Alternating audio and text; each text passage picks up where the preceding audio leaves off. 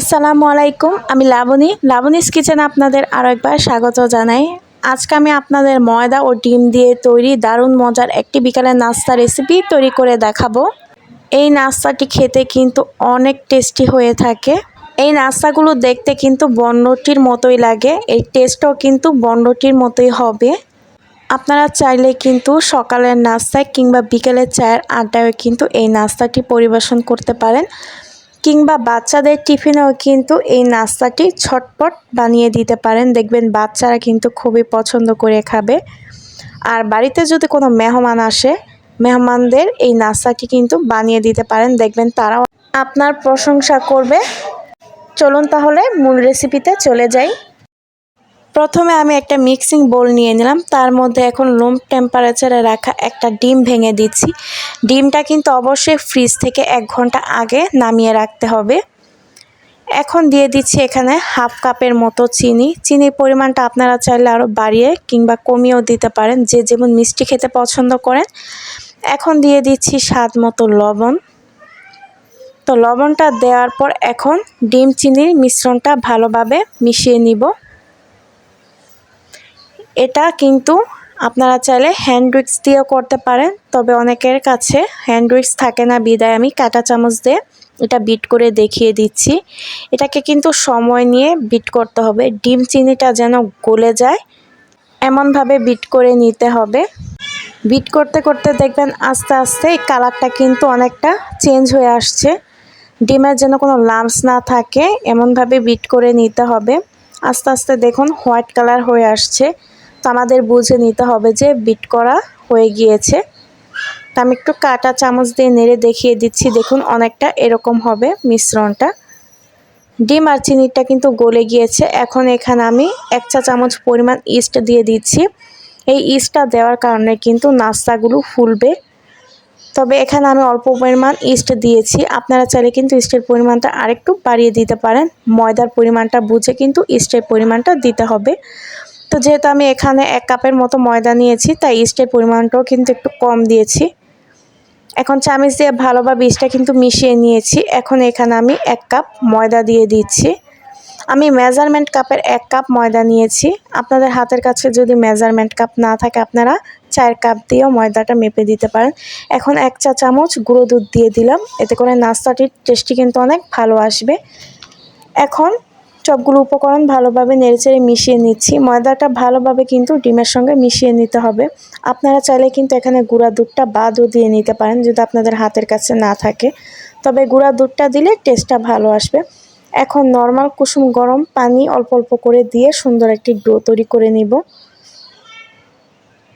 তো সবগুলো পানি কিন্তু একেবারে দেওয়া যাবে না, অল্প অল্প করে পানি দিয়ে একটা ডো তৈরি করে নিতে হবে। এখানে আমার পানির পরিমাণটা কম লেগেছে, যেহেতু আগে আমি এখানে একটা ডিম ইউজ করেছি।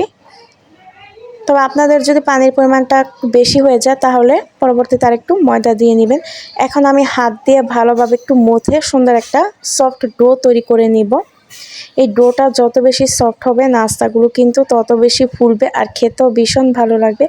এখন এখানে আমি 1 চা চামচ রান্নার রেগুলার সয়াবিন তেল দিয়ে আবার ডোটা হাত দিয়ে একটু মাখিয়ে নিব, এতে করে কিন্তু ডোগুলো সফট হবে। তো হাত দিয়ে ভালোভাবে মথে নিতে হবে, কিছুক্ষণ সময় নিয়ে কিন্তু এই কাজটি করে নিতে হবে। তো ডোটা কিন্তু আমার প্রায় মথা হয়ে গিয়েছে। এখন এইভাবে আমি 2 হাত দিয়ে একটু গোল করে দিচ্ছি। এখন ডোটা আমি আধা ঘন্টার জন্য রেস্টে রেখে দিব একটা ঢাকনা দিয়ে ঢেকে। তো আধা ঘন্টা পর আমি ফিরে আসলাম, দেখুন আমার ডোটা কিন্তু ফুলে গিয়েছে। তবে এখানে আমি ইস্টের পরিমাণ কম দিয়েছি বলে ডোটা কম ফুলেছে। আপনারা ইস্টের পরিমাণটা যদি বাড়িয়ে দেন তাহলে ডোটা আরও বেশি ফুলবে, তখন কিন্তু ময়দার পরিমাণটাও বাড়িয়ে নিতে হবে। তবে আমি যতটুকু ময়দার পরিমাণ নিয়েছি সে অনুযায়ী কিন্তু আমার ইস্টের পরিমাণটা ঠিকই ছিল। এখন আবার একটু হাত দিয়ে ভালোভাবে মথে নিয়েছি। এখানে একটা পিঁড়ি নিয়ে নিলাম, তার মধ্যে কিছুটা ময়দা ছিটিয়ে দিলাম। এখন ডোটা পিঁড়ির উপরে রেখে আমি একটু হাত দিয়ে ঘুরিয়ে নিচ্ছি, একটু লম্বা শেপ দিয়ে হাত দিয়ে একটু বড় করে নিচ্ছি। ডোটা একটু লম্বা করে নিচ্ছি। এখন আমি একটা ছুরি দিয়ে কেটে নিচ্ছি। তো ছুরি দিয়ে কাটার উদ্দেশ্য হচ্ছে যে সবগুলো নাস্তা যেন একই সমান হয়।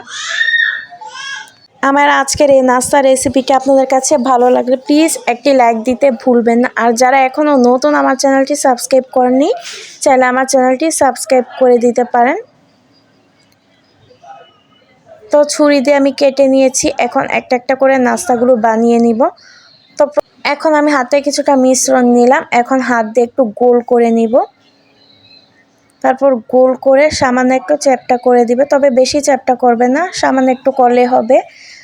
তো নাস্তাগুলো যখন তেলে ভেজে নেবেন তখন কিন্তু ফুলে যাবে। এই তো এরকমভাবে হাত দিয়ে একটু চারপাশটা সমান করে নিচ্ছি, তারপর একটু চ্যাপ্টা করে নিচ্ছি। সবগুলো নাস্তা কিন্তু একইভাবে বানিয়ে নিব। তো একটা বড় প্লেটে আমি হালকা একটু ময়দা ছিটিয়ে নাস্তাগুলো তৈরি করে রেখে দিচ্ছি। ময়দা ছিটিয়ে দেওয়ার কারণ হচ্ছে নাস্তাগুলো যেন লেগে না যায়, ভাজার সময় যেন সহজে উঠে আসে। চুলাতে একটা কড়াই বসিয়ে দিয়েছি তেল দিয়ে। তেলটা যখন গরম হয়ে আসবে তখন আমি একে একে সবগুলো নাস্তা তেলে ছেড়ে দিচ্ছি। আপনারা চাইলে কিন্তু কম তেলেও এই নাস্তাগুলো ভেজে নিতে পারবেন, বেশি তেল দেওয়ার প্রয়োজন নেই। তো সবগুলো নাস্তা আমার তেলে দেওয়া হয়ে গিয়েছে। চুলার আঁচটা কিন্তু একদম লোতে রেখে তারপর নাস্তাগুলো ভেজে নিতে হবে। তো পাশটা ভাজা হয়ে যাওয়ার পর আমি উল্টে দিচ্ছি অপর পাশটা ভাজার জন্য। চুলার আঁচটা কিন্তু একদম বাড়াতে যাবেন না, একদম লোতে রেখে তারপর নাস্তাগুলো ভেজে নিতে হবে। চুলার আঁচটা বেশি বাড়াতে গেলে কিন্তু নাস্তাগুলো পুড়ে উপর থেকে কালারটা নষ্ট হয়ে যাবে, আর ভেতরটা কিন্তু সিদ্ধ হবে না, খেতে কাঁচা কাঁচা লাগবে। তো একটু সময় নিয়ে নাস্তাগুলো ভেজে নিতে হবে। আমার 4 থেকে 5 মিনিটের মতো সময় নিয়েছে নাস্তাগুলো ভাজতে। আমি উল্টে পাল্টে কিন্তু দুই পাশে ভেজে নিয়েছি। নাস্তাগুলো কিন্তু বেশিক্ষণ ভাজলে শক্ত হয়ে যাবে, এই জিনিসটা মাথায় রাখবেন। তো নাস্তাগুলো ভাজা শেষে আমি একটা ছাঁকনি দিয়ে ছেঁকে তেলটা ছেঁকে তারপর উঠিয়ে নিচ্ছি একটা প্লেটে। এই তো নাস্তাগুলো কিন্তু আমার বানানো শেষ। দেখুন কালারটা কিন্তু কতটা সুন্দর হয়েছে।